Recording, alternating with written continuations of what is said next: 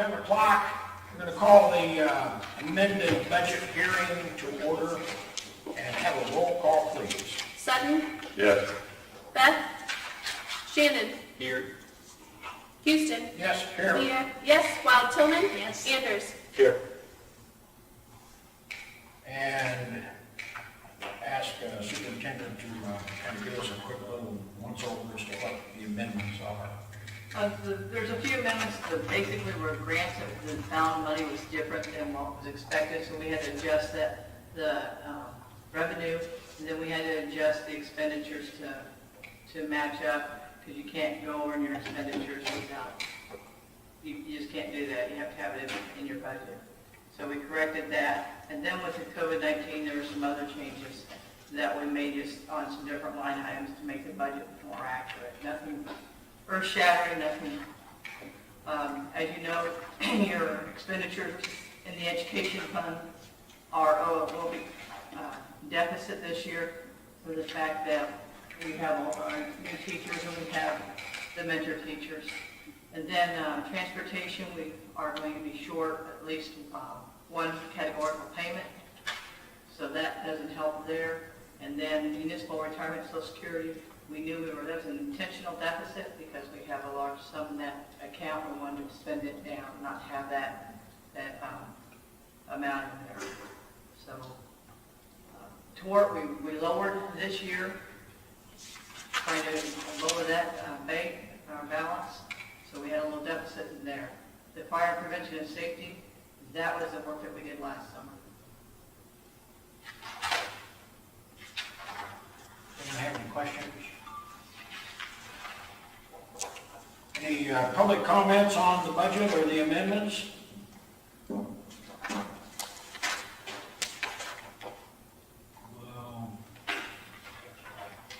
entertain a motion to adjourn. So moved. These fellows over here. You can flip a coin. Cool. And I think since we're remote and all that sort of stuff, all votes are required to be roll call. So call roll, please. Anders? Yes. Wild Tillman? Yes. Sutton? Yes. Leah? Yes. Houston? Yes, Shannon? Yes. and with that, we will move into the regular meeting and call that to order and have a roll call, please. Leah? Here. Beth? Shannon? Here. Houston? Here. Sutton? Present. Wild Tillman?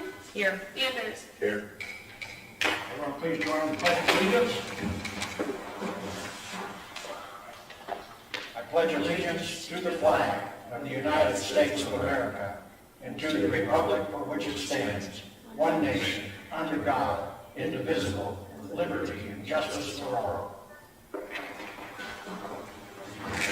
Item number 4 is approval of minutes of the regular meeting of May the 20th, 2020, and the executive session minutes of May the 20th, 2020. Make a motion we approve the minutes. Second. Thank you. Motion and a second to approve the minutes. Any discussion on the motion? Any questions? Call the roll, please. Anders? Yes. Shannon? Yes. Wild Tillman? Yes. Sutton? Yes. Leah? Yes. Houston? Yes. And we move to item number 5, which is approval of bills.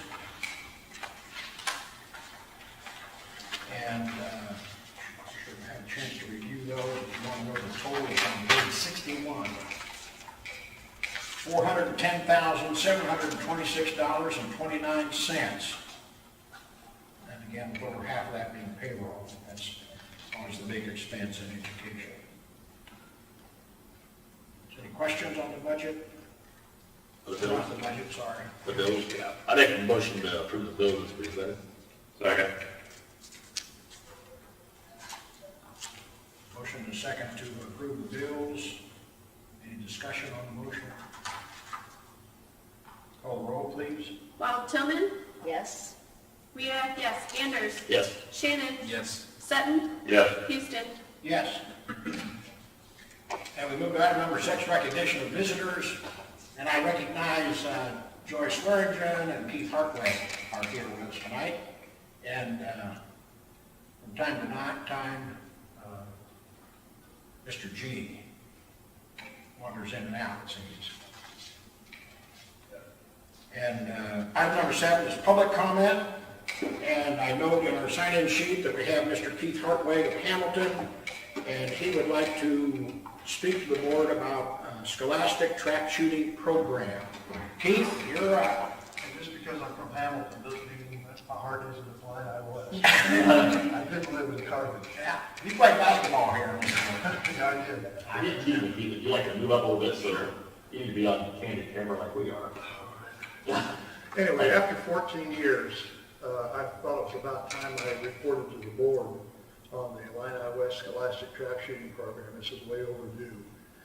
And hopefully I won't wait 14 years for the next report. But I want to let you know that, well, first of all, let me thank not only the board 14 years ago, but you, the board now, for your insight, objectivity, and faith, okay, in our program. This is a sport or activity that not only is open to any student, but particularly open to students who cannot or do not want to participate in other sports. And it's working out real well. Since 2015, we have had about 30 plus participants, students, in the program. This year, although we're on a hold pattern right now, we've got 32 with 11 new students that will go through a week's, well, that's a lie. We won't go through a week's training this time because we're going to condense the training, the week, into a couple days because of the circumstances. Originally, when we first started back in 2007, we had 12 students the first year. And since then, we've had 20-some each year. And then, like I said, starting about 5 years ago, we've had 30 plus. Since 2015, when we started working with the NRA, National Rifle Association, with their shooting qualification awards, we've had 8 students earn the NRA Distinguished Expert Award. 3 of those last year in 2019, 2 of which were girls. That's exciting. These kids are learning safe and responsible gun handling, as well as a discipline they can enjoy for a lifetime. To earn this scholastic or this distinguished NRA expert award, they have to shoot at least 22 out of 25 birds or targets, if you will, for 10 times. They've got to do it 10 times, shoot 22 out of 25. I don't think I can do it, okay? We have 6 volunteer coaches at this time. We started out with 4. Each one is an NRA certified instructor in basic shotgun. Again, we're teaching the kids safe and responsible gun handling in a sport they can enjoy for a lifetime, and it gives, I would say, 100% of the students a lot of self-esteem and confidence.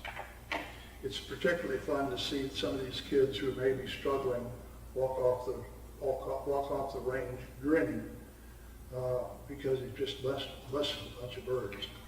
Okay.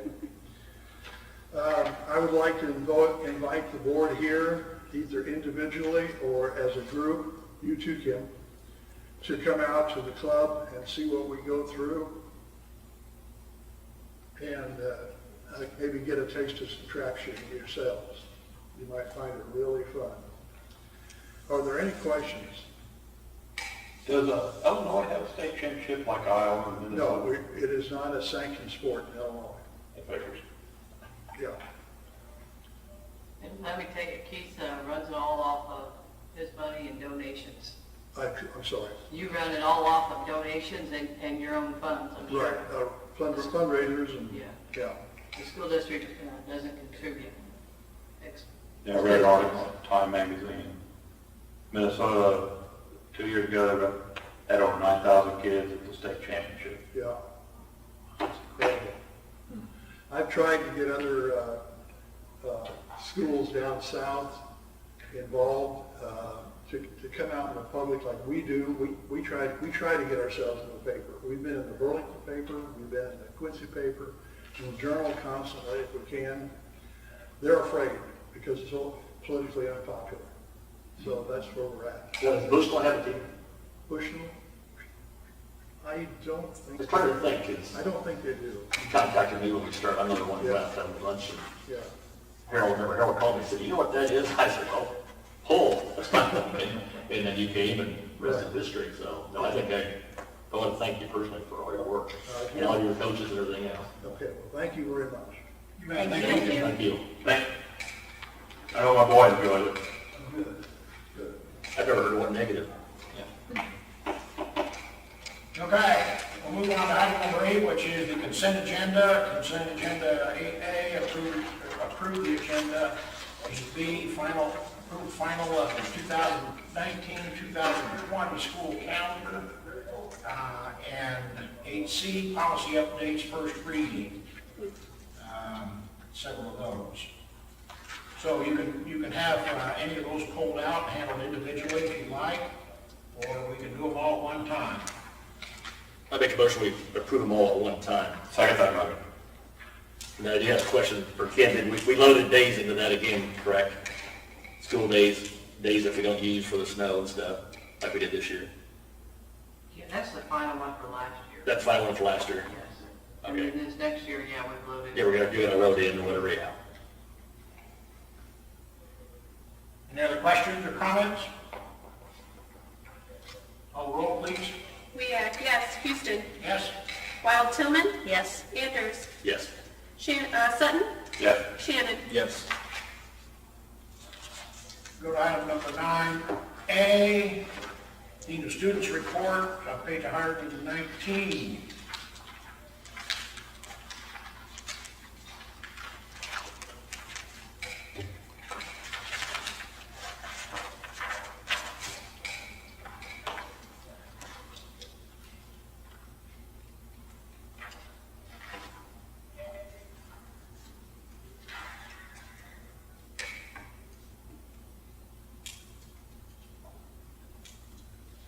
He's not here. Due to our circumstances, I'm sure. So it was a written report. Found some of the charts and things that he included were pretty interesting. We've done better in some areas and not so much better in others.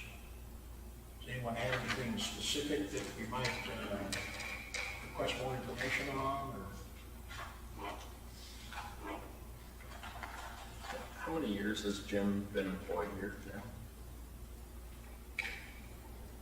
I mean, has he followed a class clear through? That's what I was trying to figure out with some of these charts and disciplines and stuff. I think he's been here 5 years. Does that sound right?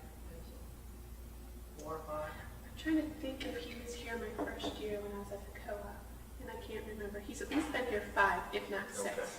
So somewhere in there. So, yeah. So he would have followed the class through. That's what when I was looking at the charts, I was wondering.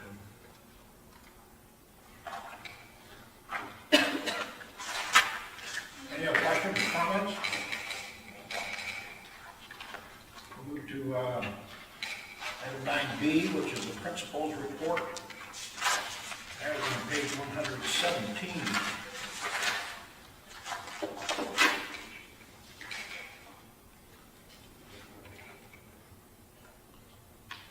I know that the administration may hear a little bit of this a little bit later on. Everyone working hard, not knowing exactly what sort of situation they're going to face in the fall, trying to come up with options. And Mr. Schneider's been involved in that.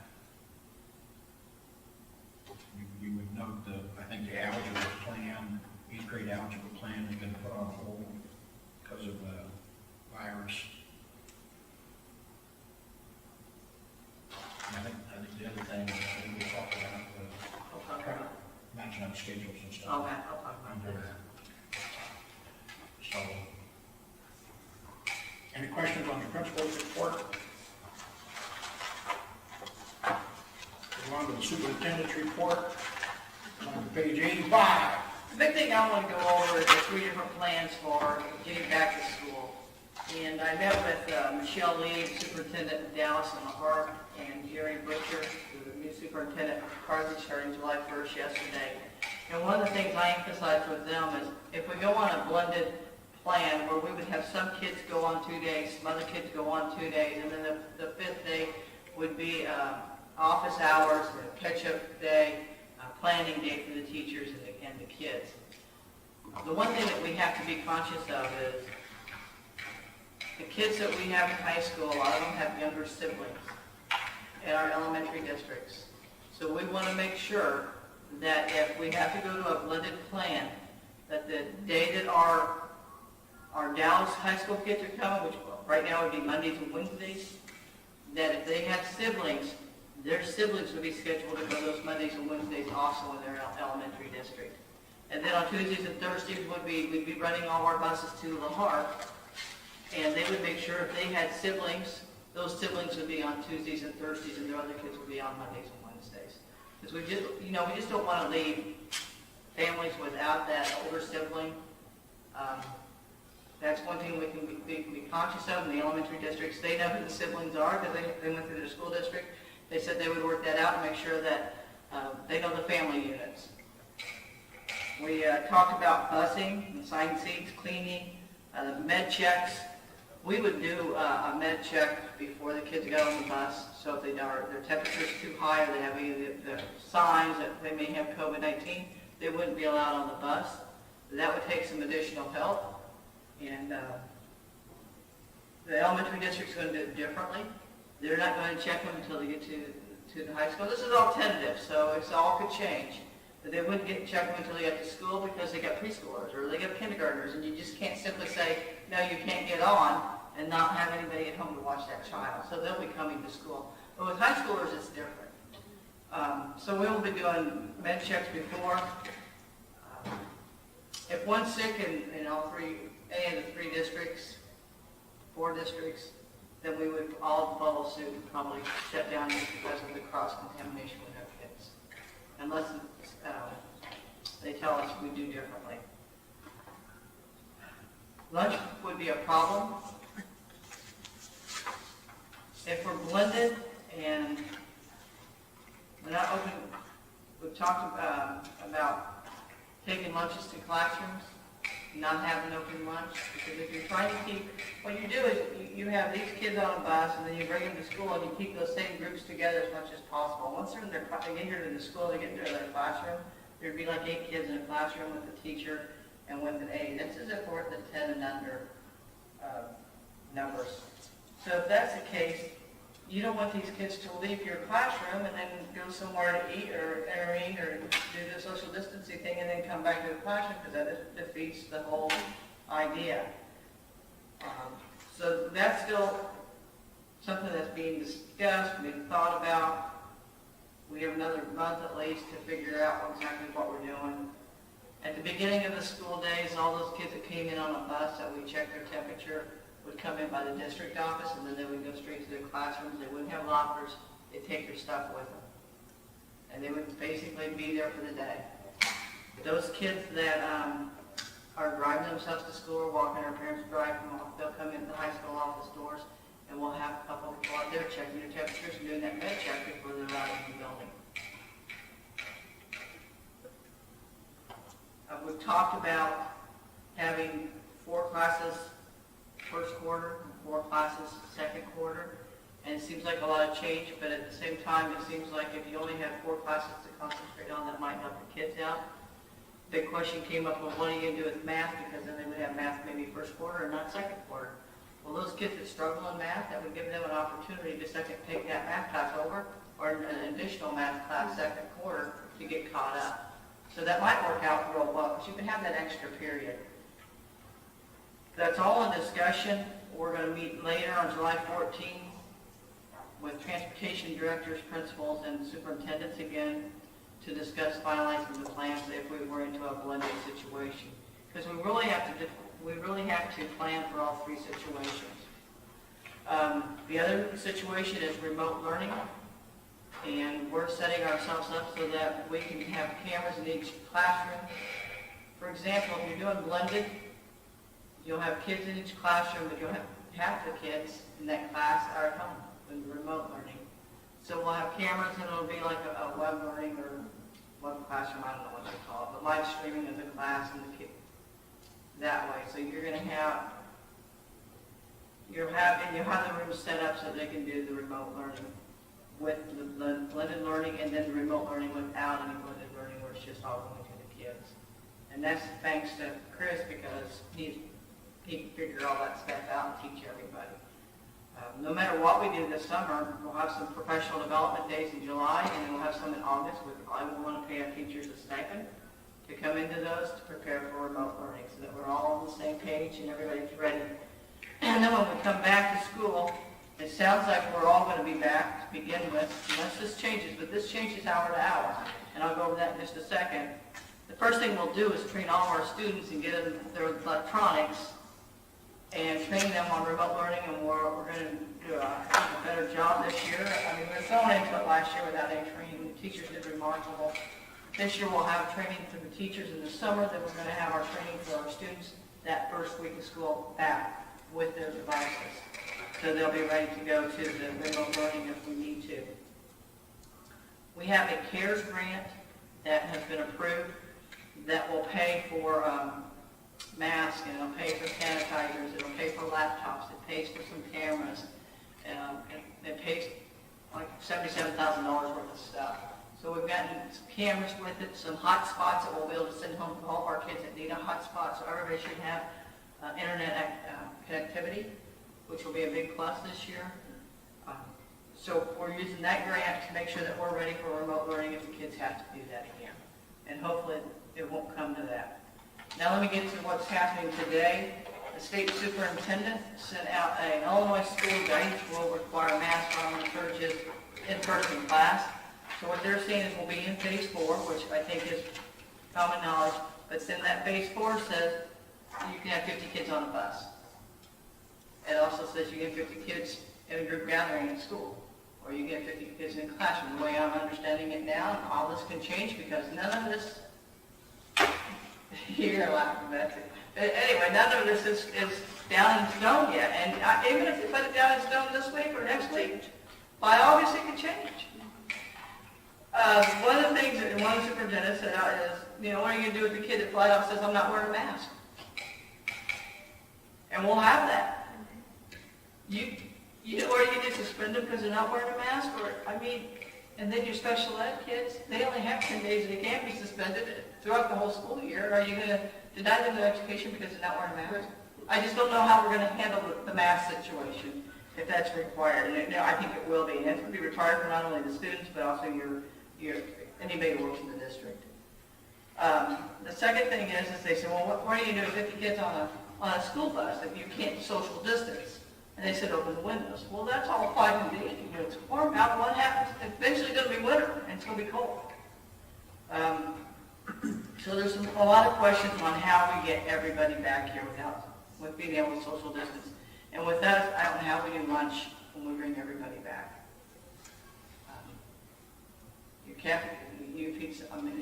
I don't know. I guess we could do the same thing we're doing with blended and have a meeting in their classrooms. That'd probably be the only way we can do it. I'm not sure how we do passing periods. There's a lot to be discussed and figured out. I think everybody wants the kids back in school, and that would be the number one priority. We're hoping that there comes out a lot more guidance. I'm afraid they're not going to, though, and they're going to leave it up to the districts, so the districts also take the heat for whatever happens. But those are the 3 plans so far that we're working hard on, and it's very difficult, because when you start thinking about blended learning, you're going to have to take all your buses and you're going to have to send them to like the Dallas area to pick up those kids, all your buses.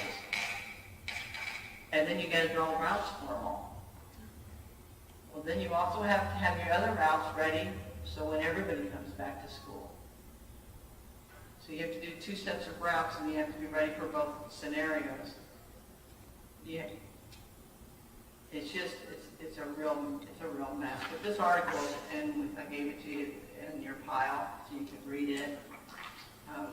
If you're on one of the committees, please attend the meetings. Next month, you'll be asked to approve the e-learning plan. We're having a meeting by Zoom with the teachers to see if they have anything they want to change in our plan. Then we'll have a public hearing at the beginning of the July board meeting to make sure that we're following all the guidelines if this did come out again. So we'll have a public hearing, then the board will be asked to approve that e-learning plan. So if there's changes, I'll send it to you. Otherwise, you approved it last spring, but we do have to re-look at it again. We do have to have a public hearing now. We have to have it in the paper. We have to have surveys, which we've got those done. So that's, and the e-learning plan is how we're going to do remote learning. So it's a whole lot of extra work. None of it is good. The best thing that could happen is the vaccine came out and they don't come back to school and go on as we normally do. If you have to stage the lunches, are you looking at, like, you said 2 groups, could you have to go up to 4 groups to make them fit through our cafeteria then? I still don't think they were. If we have everybody here, like 50 kids in a cafeteria, it would take 6 lunch periods.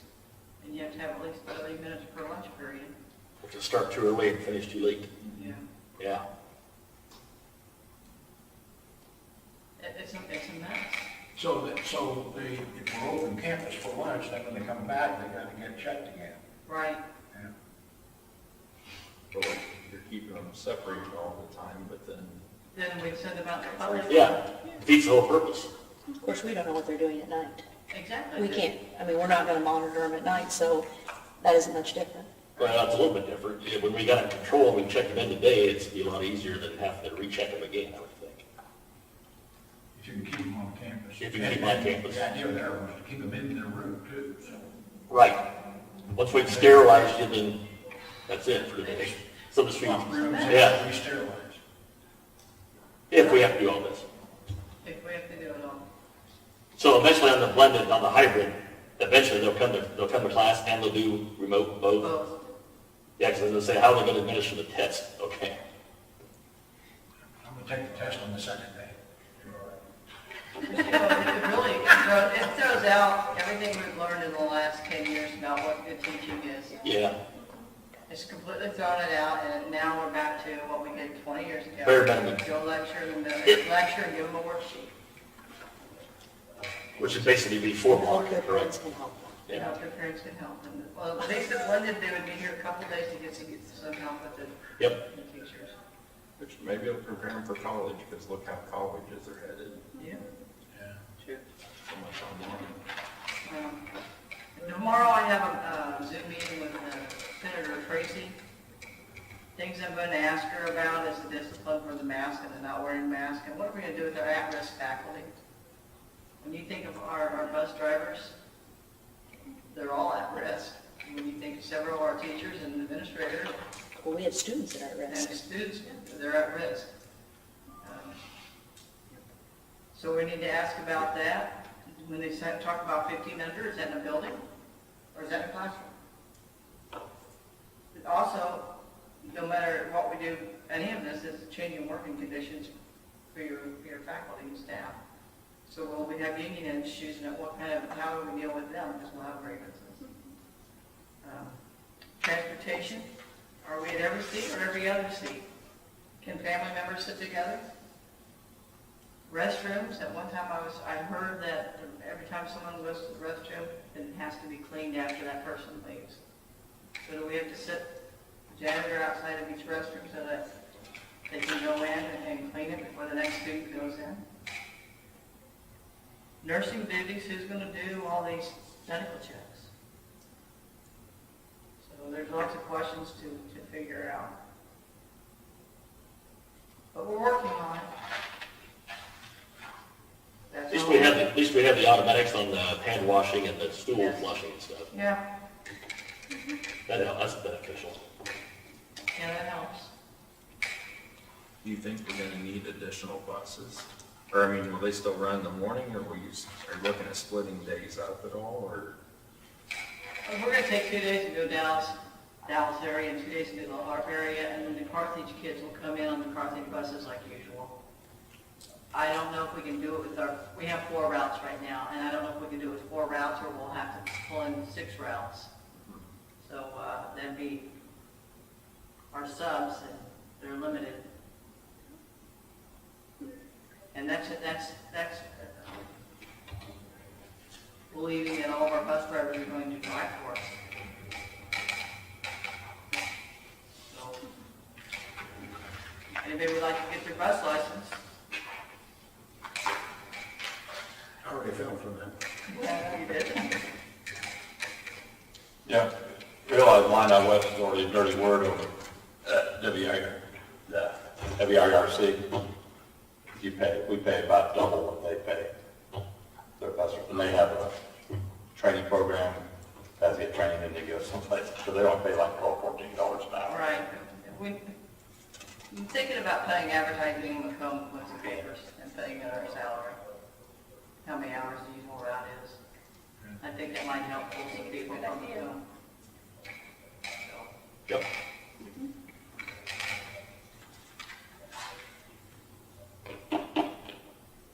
Soil samples are going to be.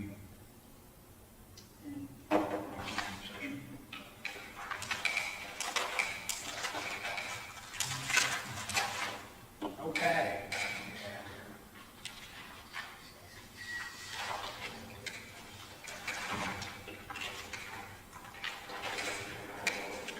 On to item number 10, which are the discussion action items. Item 10A is to adopt the amended fiscal year 2020, it's coming to a conclusion here, budget that we had the hearing on at the start. I make a motion that we adopt the fiscal year 2020 budget as presented.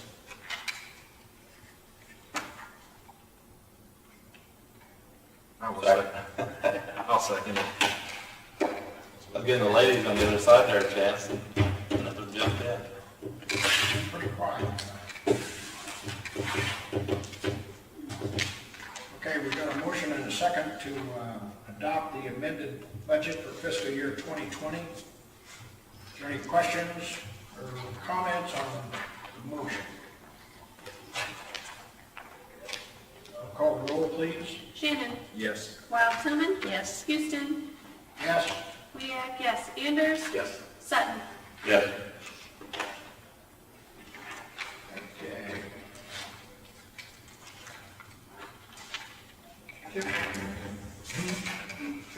Triple I convention. Triple I convention, November 2020, Chicago. So first off, we need to appoint a delegate, whether you decide if anybody wants to attend that or not. But we need a delegate for the school board convention, and that delegate serves as our delegate throughout the year if they take off and come out from the school district. The big question is are they going to have a convention? And if they do, does anybody want to attend? I know. I think I'm going to stay out of Chicago. Would anybody else like to? When is it? November? Oh, okay, thank you. Weekend before Thanksgiving. Yeah, it's always the same time, Yeah. corresponding dates. We don't need a motion to appoint anybody, do we? No, I can appoint somebody. I was gonna appoint you. We're going to appoint me. Yeah. I what authority? I second that appointment. Well, that's okay. I mean, that's- okay. The situation that we're being cautious about is to have a delegate, which of course is a voting member of the Illinois School Board Association, that technically qualifies as a member of the association. And if we get into a board self-evaluation, which I would like to do sometime before the end of the year, we need to have a representative of the Illinois School Board Association attend that evaluation. If we have a delegate, that's the person that qualifies that for executive session. So that's one major point.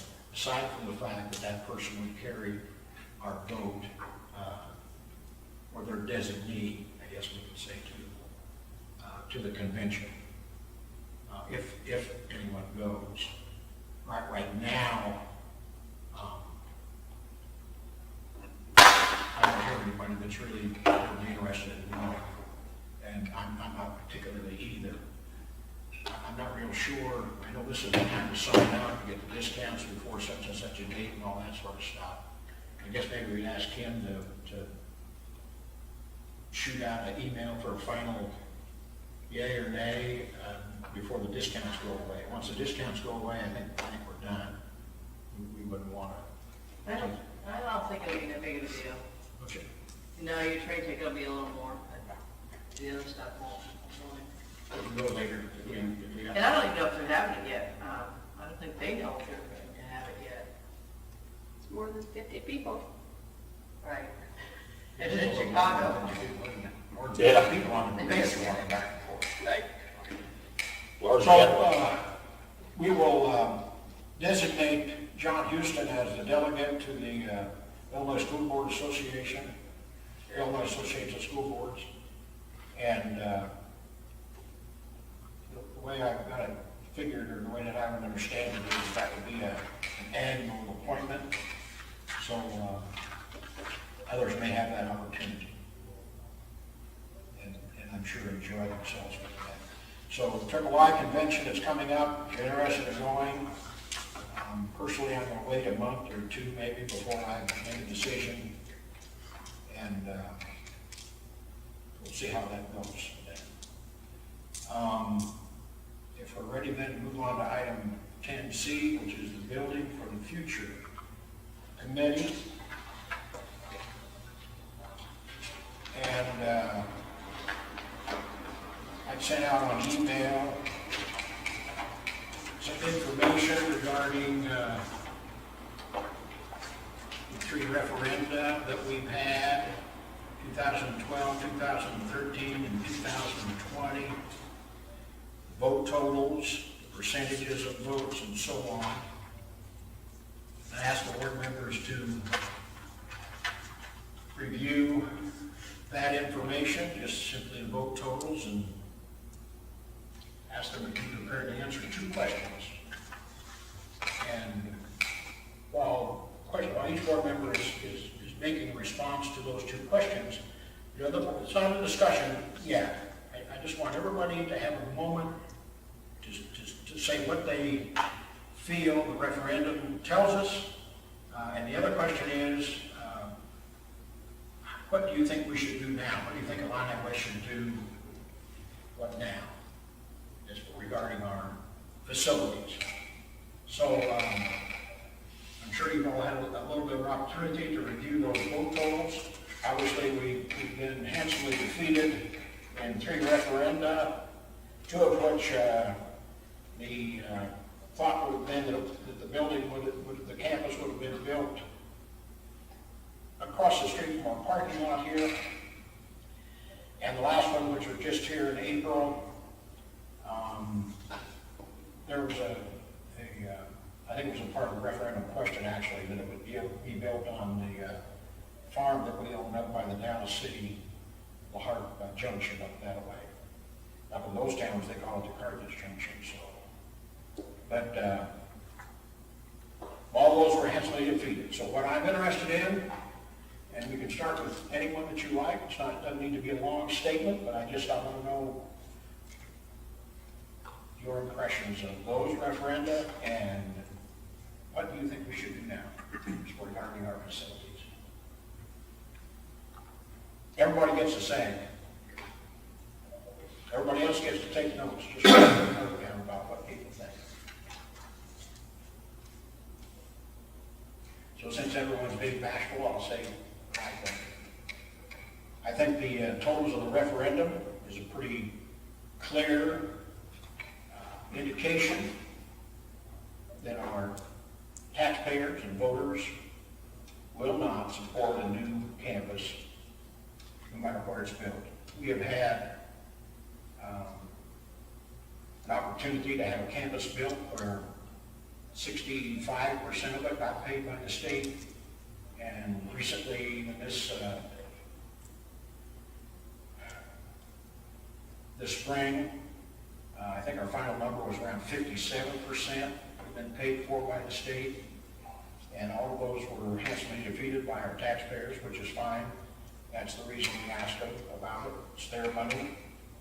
I'm sure they're concerned about it. So I don't see a new campus on the horizon for Illini West. What direction should we move in?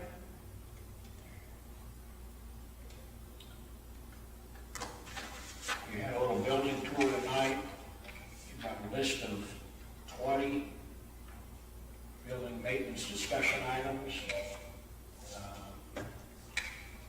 Things need to be addressed. Our plumbing, our electricity, our security, our air tightness, our weather conditions. These are all things that need to be, that I feel need to be addressed. All 20 of these items eventually should be addressed. Parking lots, crawl spaces, windows, exterior of the building, secure entrances and exits, doors throughout the building, storage areas, sufficient office space, office areas need renovated. I think the offices technically need to be bigger. They need to have a better view of the front door. We need double doors at the front, maybe double doors in every entrance to the building, those sorts of things. So all of these things are still out there and need to be addressed. And I feel that what we should do is we do our best in addressing these items to make our campus safe, sanitary, healthy, conducive to the quality educational opportunity that our students are entitled to. So I don't think that we stop addressing the needs of our facility. So my suggestion was that we move forward using grants, whatever resources that we have available to us to improve our situation for our students.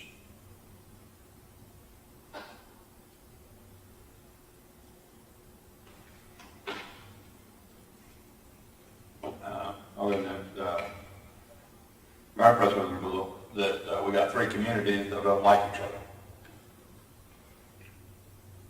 And I don't know what we do about that. I know from my personal experience, you know, everybody talked about busing. My daughter and my boy bused their entire school year until they got a driver's license. Because we live in Lomax, so they went to bus to the Dallas, and they hated it, especially my daughter. For how long they rode on the bus, it just seems unfair that some of the students get bused and some don't. And that's what seems to be the vote came down to. So, as far as what direction we should go, I'm pretty much opposed to building the new school here by increments. I talked to earlier. I'd like to explore, is there some way that we can override the public? That we as a school board say, we understand what you're saying no, but for the long term health of the school district, we're going to build a school where we say we want to build it. But as far as all these, that's just to me, it's just building a new school by increment in Carthage. And everybody knows what I think of that.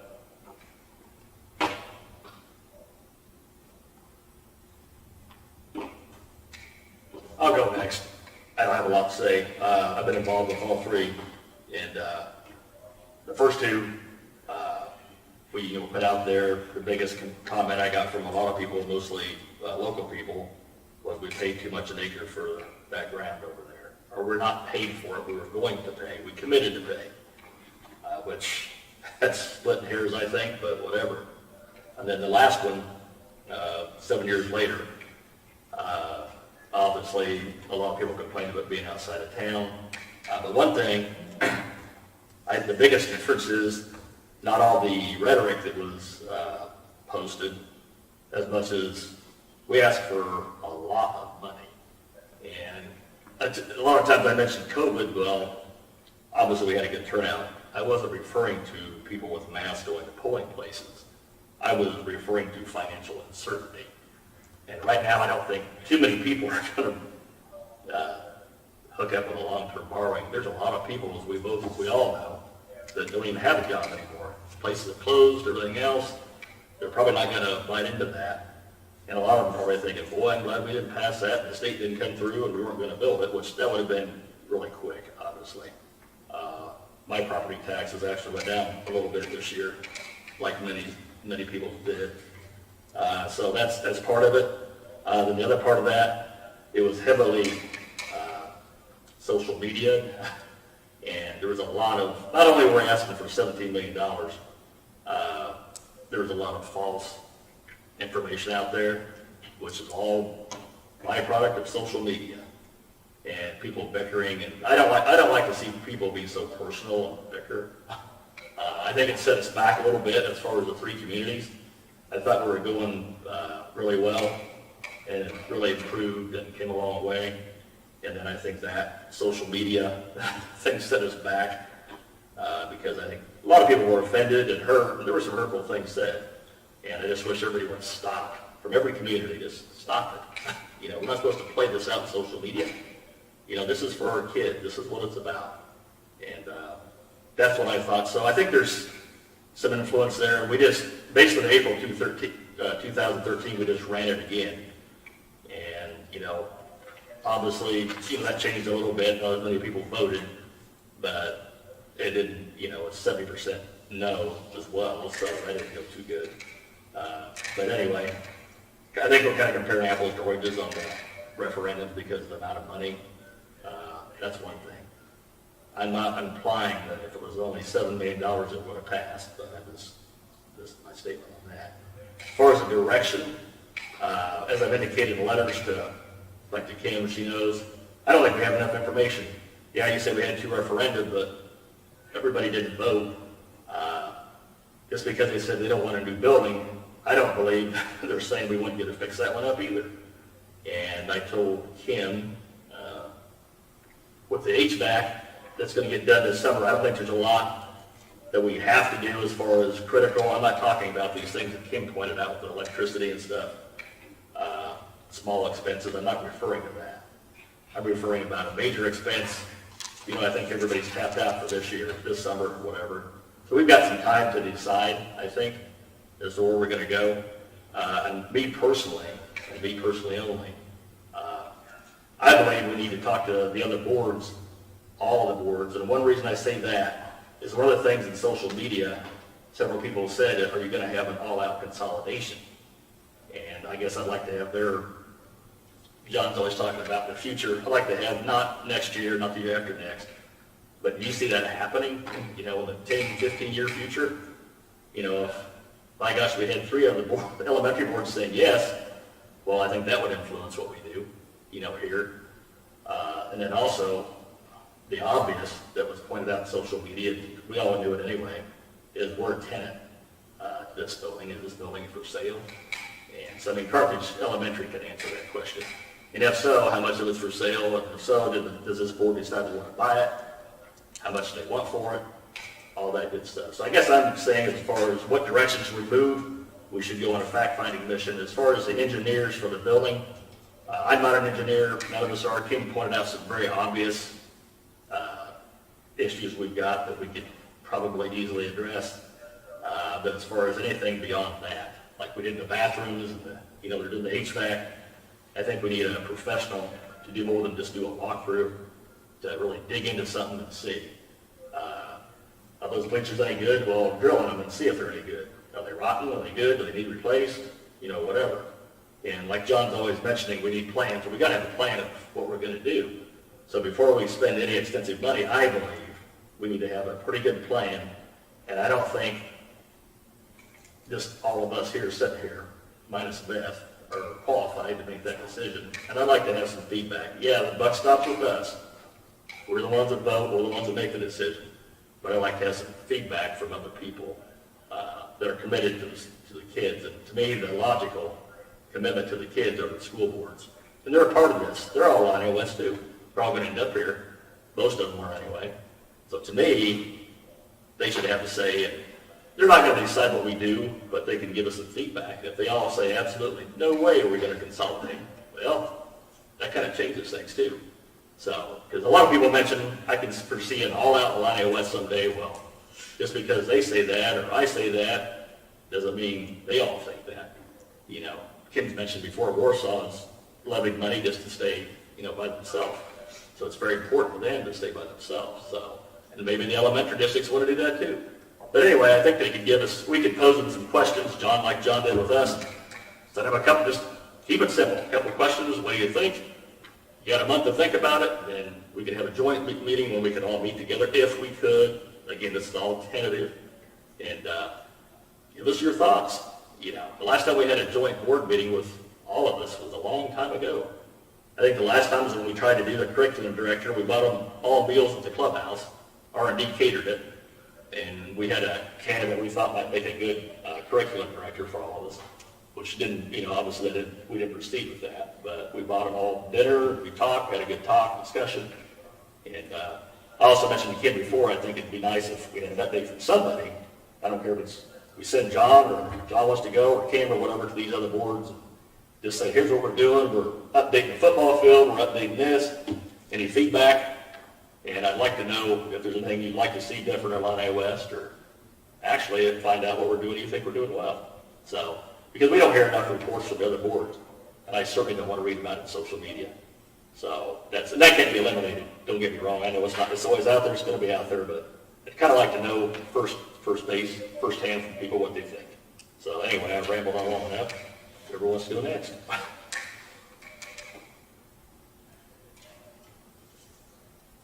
Wait, Holly, you're not natural.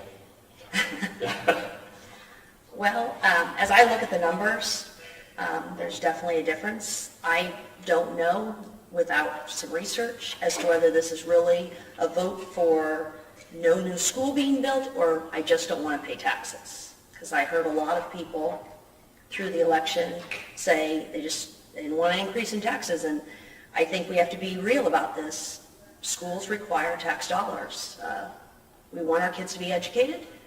That's the way it's going to be. We're all going to have to look at some taxes if we want these these things that, I appreciate roads, I appreciate snow removal, all those things require tax dollars. School's no different, and it's just as important, if not more important. So I think that it doesn't matter whether we build the school or we redo this one, somehow we have to get people that they want to spend the money on our education. I think another thing I think when I look at this is we as voters, which are the parents and grandparents and aunts and uncles and maybe people that don't have children, we're not unified, but our kids are unified. I have 8 kids come to lunch once a week when life was normal, and the only 2 that are from Carthage are my kids. Everybody else is from other schools. My kids are on the phone. Sage has been on FaceTime this entire COVID with 2 girls from Dallas City. Our kids are unified, but we're not. And if we want to do something, we have to figure out how to be unified. Not just this board, but the 3 communities. And I know bus routes are terrible. I understand that.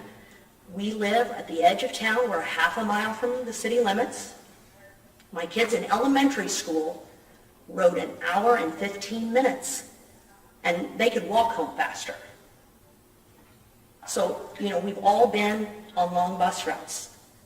And I did not see people at each other until we decided to build a school. And then kids were coming out on Facebook and on social media posting videos, and that hadn't been done.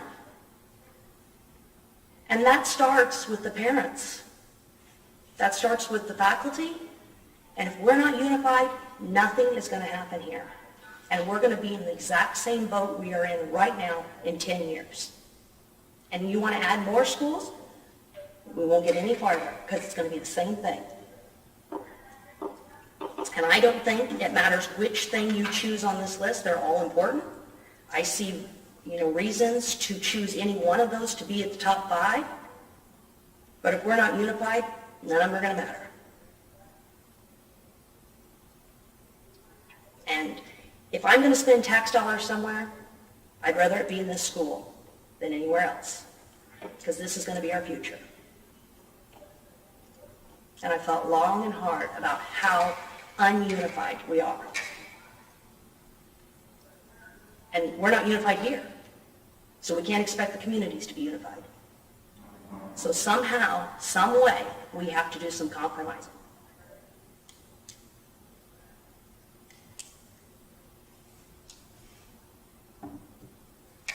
I'll go. I will say, I wasn't on the board for the first 2 votes, but I know as a voter, there was a lot less money that was asked for out of the taxpayer. And I was surprised at that time it didn't pass. It was a lot less money that the school was asking for. On the most recent vote, you see the percentages. I don't exactly see it as a failure because we asked for a substantial amount of money from taxpayers to build the school. The cost had gone up, and we still had almost a third of our voters saying yes, they would build a new school. So I don't exactly see that as a failure. I guess they're also not saying that they do want to rebuild the school here. We don't know what they want. We just know they voted down the school. One thing I did find out during the election, a lot of people asked, what's your building plan? What's your future expansion? What utilities are out there? Is the state even going to come through? So there was a lot of negative that went towards it. And that really bugged me a lot, how the negativity come out on everything, kind of like was stated by a few of you too. The other thing was, a lot of people talked about, would Nauvoo join if you build a school? Well, we've never even talked about that as a school board. Would there be a county school in Carthage? We don't know. So I guess some of the things I kind of thought about is maybe as a board, we need to meet with our local districts, but then also maybe we need to send some letters out, ask Nauvoo, do you ever foresee yourself coming with Illini West? And ask some of these other schools, do you see a county school happening? If so, where at? And, I guess the other thing, as far as the building here, it just kind of drives me crazy. There's so many things that need done. I mean, the 20 things on this list are just a start. I mean, we walked through the building before the board meeting, and it's horrible. I mean, every hallway, every inch needs something done. And where do you start? Where do you stop? We had a Russell report. The public, said that it didn't qualify, but the Russell report was a basic report that should have went to engineers when they were done seeing the general stuff. Engineers should take that and do this. I appreciate Kim coming up with a list, and I mean, I could walk through and come up with a list too. Well, every one of us could, but we're not engineers. The building needs a baseline condition figured out. And until we have that, I don't know how to move forward. That's where I'm at. You can patch and patch, but you better know what you're starting with.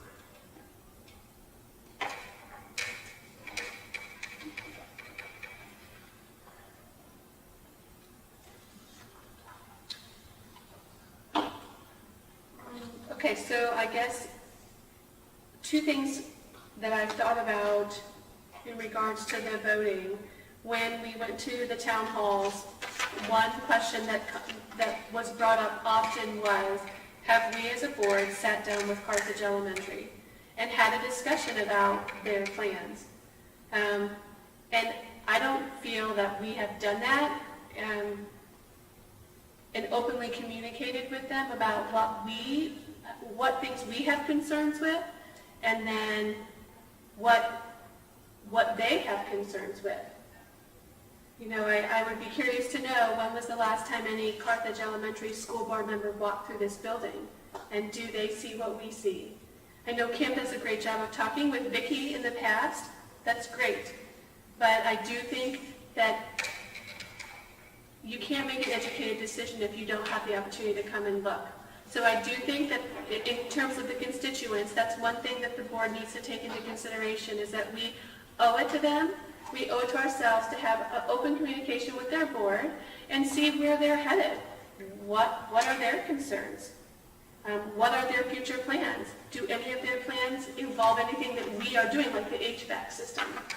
That type of thing. So I think that's something we owe everyone.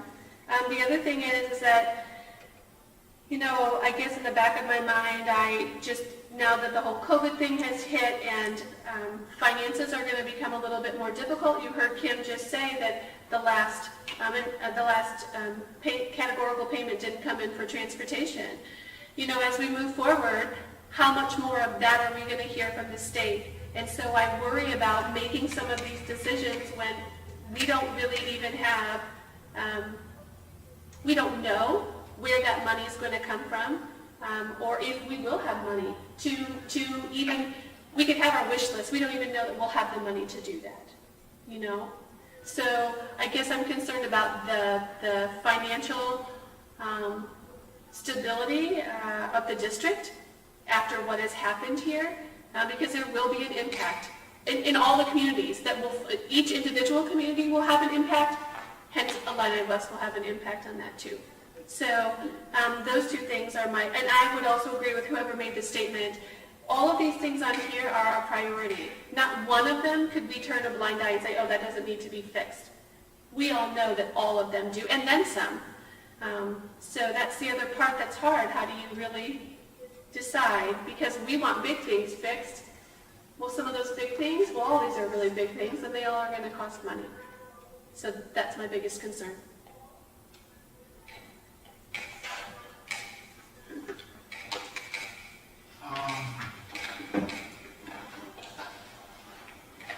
So I gathered a few notes here.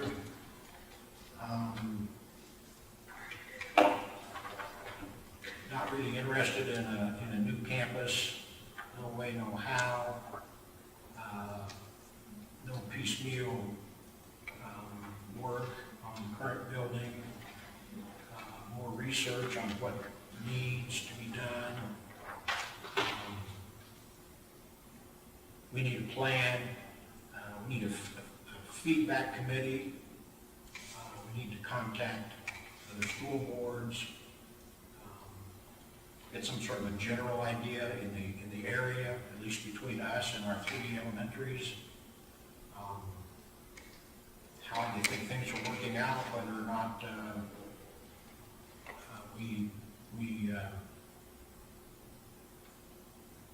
they would like to help solve this solution somehow, consolidation, those sorts of things.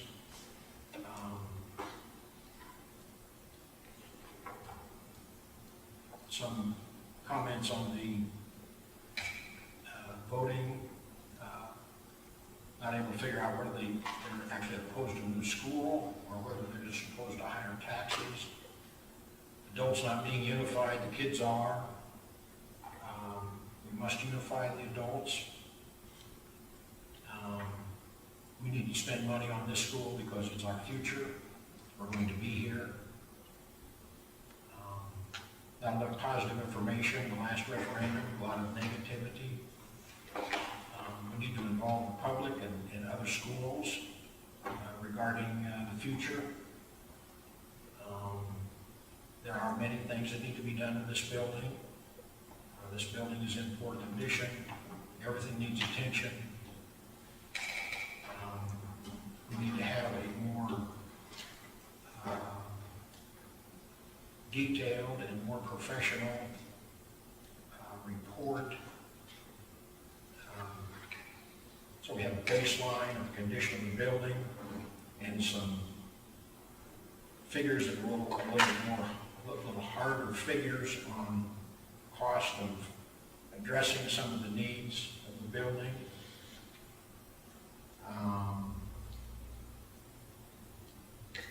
We need open communications and continue to have open communications with the elementary district that owns our building, what their plans are, how we can cooperate with them with those plans.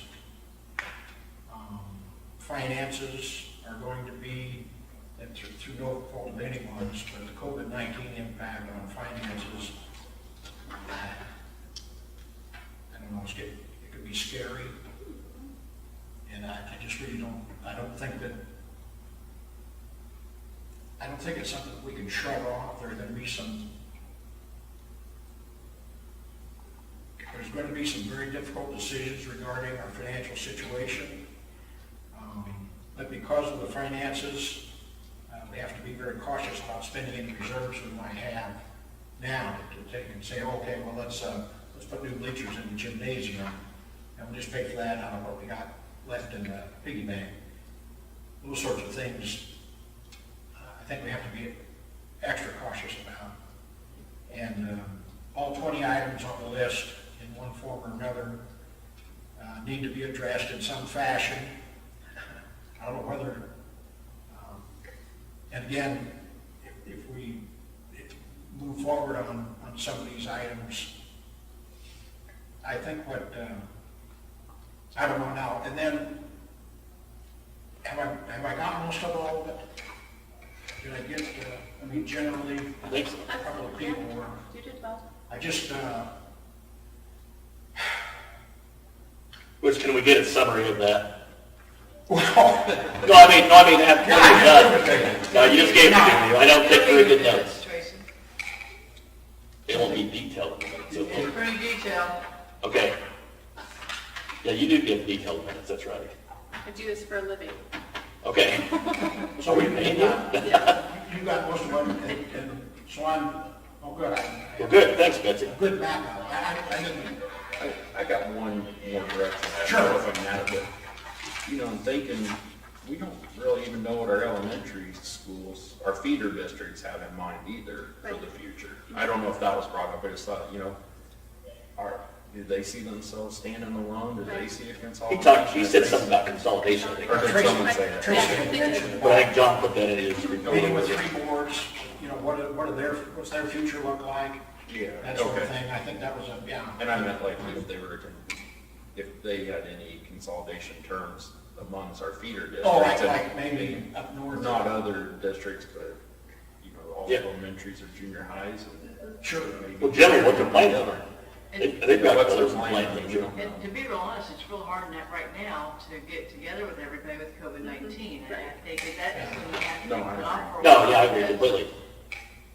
And I think the other thing that, along the way, someone brought up about Nauvoo, I didn't have that actually in here, but I don't know, Kim can tell me if I'm wrong, but I'm fairly certain that Nauvoo in particular and the other districts are certainly aware of the fact that the IWHS is ready at any time to discuss futures. We went to every board meeting in the county several years At one ago. time we did, I remember distinctly going. Yeah, well, I think you and I might have been. Yeah, we did, I think we did go. Maybe you and I and Tom, you, I, and Tom, I think. went to every single board member meeting, and not one of them was interested at all in consolidating at that time. That's been several years ago. Right. Since then, Hamilton's increased their levy to stay open, so has Nauvoo, and so has Hamilton. So kind of tells me that, Nobody seems to be chomping at the bit for that right now. well, there's no incentive money from the state either. But the one thing about the finances you have to understand with the state finances, the state does not give you any money that goes into your building fund. That's all local money. When you talk about spending your nest egg, that's your working cash money, which you could spend in the building fund.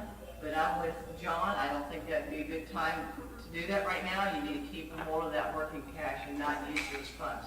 But you do have some money in the building fund. Well, like John was saying, I think there's going to be a lot of collateral damage for a long time from the COVID-19 that we don't even know yet. And, by the way, we're not going to give you any money this year. You know what I mean? It's possible. We've seen a lot of things I thought were impossible happen. the last 3 months, so. I mean, there'd be a lot of belt tightening. I'm just glad we got King Trying for to save the ship. watching the money, so. Maybe it worked out to the best, so we can start gathering information and, you know, not rush to something, just keep gathering information, get a lot of information. Too much, you know, Right. get all we need, every question we have, get them answered, and, because I don't foresee the state throwing money, extra money anywhere. No, all their money moving on. Well, I think, Or it's our money. I really appreciate everyone speaking their mind, appreciate everyone else listening while the others talked. And it's important that we learn to listen as well as to speak out. And what I'd like to do then is if Betsy will help us out and provide us kind of a summary of our little presentation tonight, our discussion. And I mean, I see, I don't know, it seems to me like the top of the list is communication. Not just with these people here, but with other districts in the area, other elementary districts, with our building owner. And it can't be, oh yeah, well, we talked to them 5 years ago about it. Right. I think we need to be regular with that. It has to be different than, the superintendents in Hancock County, we meet every single month. And most of the time here, because I organize it, I set up the dates, and they're very good about coming, we discuss common issues. I also meet with Michelle Lane, who's the superintendent of Dallas and La Harpe, and Vicki, or now Jerry. And we meet as a groups of the feeder districts in Del Line IWHS.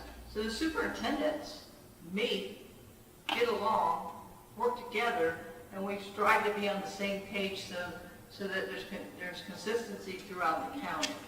So it's not that the superintendents in school districts aren't talking, but it's not at the board level. Right. And it needs to be at the board level. Absolutely. I don't know whether a board meeting of 3 boards, or 4 boards, or 2 members from each board to start out that way. But we'll get the information from Betsy. But I think communication, I mean, that's generally what I heard in a lot of different ways. Moving forward, I don't think we should not do anything. I think we have to do something. That's really kind of one of our main jobs. But I think it's going to involve communication, and communication in a lot of different directions. And we have to start figuring out what's not going to happen. You know, we're going to consolidate, we're not going to consolidate. We're interested in doing this, we're not interested in doing that, sort of a thing, and just get some general idea. I realize that, you know, during this last referendum, people asked about Heritage Elementary selling the building. Well, the last information we had on them selling the building was from back in 2012, 2013. And all that they wanted back then was enough money for them to build a new campus. So, out of the building. So it was just kind of or make a good down payment. I think back in, well, now there still wasn't any state money back then either, so. But generally the idea is to sit down and hear that. Whether we do that 2, 2, 2, and 2, or get 28 people together in a room, which would be, I ain't gonna run that meeting. That'd be wild. I run the last one, but no, you wouldn't do that on a regular basis anyway. And like Kim said, it'd have to be after all this.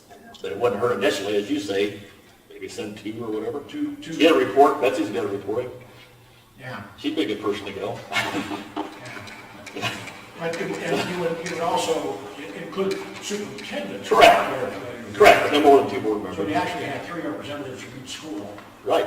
I wouldn't have to go. Yeah, you would. Yeah, you would, and you could We make a help. rule on that. So, but I think, but I want to get the information from Betsy, kind of a summary of what we've got, and then see if we can all kind of pick out what some of the common threads are in that communication, and then start down some of those roads.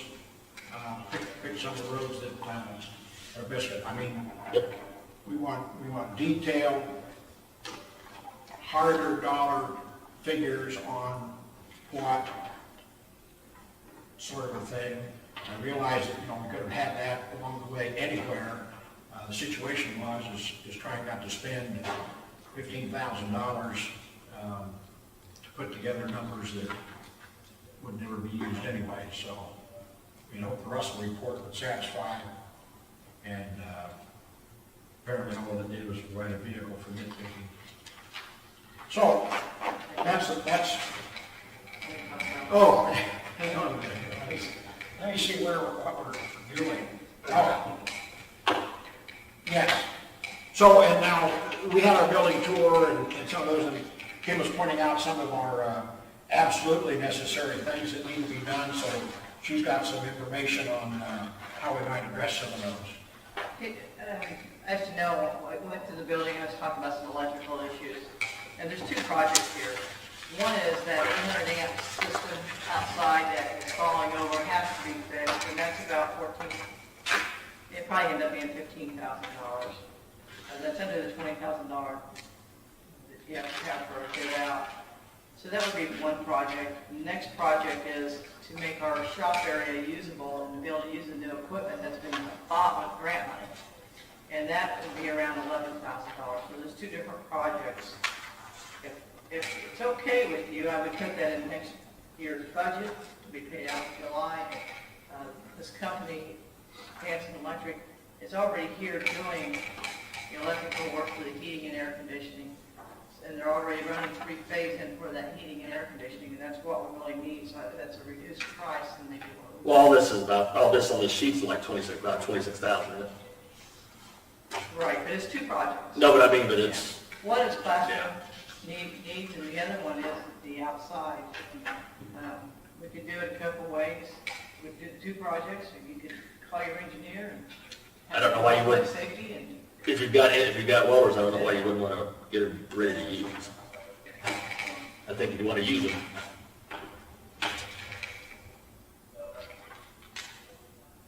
So I just need guidance, if it's okay to go ahead and put this side, these things in the budget for next year and get going on it, or if you'd rather I not. As far as I'm concerned, for me personally, you could put all this in the budget next year. Sure. That's pretty much a life safety, I think. I mean, because otherwise we'll have equipment sitting there that kids can't learn to use. So. And that's vocational skills that Our people are dying out in Or the getting- community to hire people to do Well, that. Kim said So we're getting let's a deal right now, expose so we're gonna them do to that. that, and maybe we'll get So, kids might as who well do want it. to go do that. So yes, that's huge for me. You betcha. There's a big payback. Yeah, huge.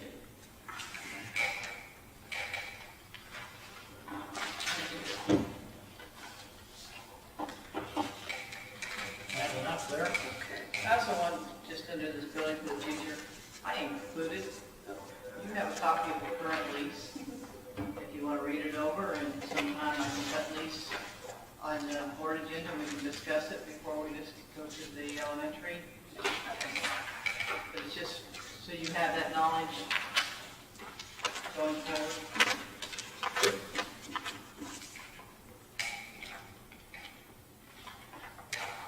Okay.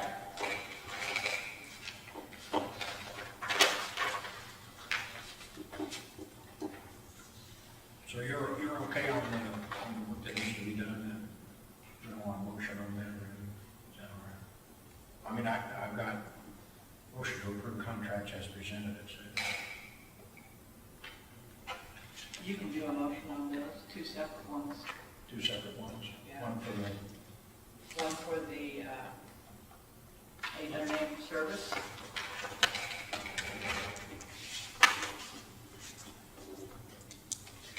And then another one for the classroom 3-phase and 1-phase wiring. So it's two motions, it's two projects. we need a motion to rework the electrical hookup for the portables. So moved. Second. Any questions?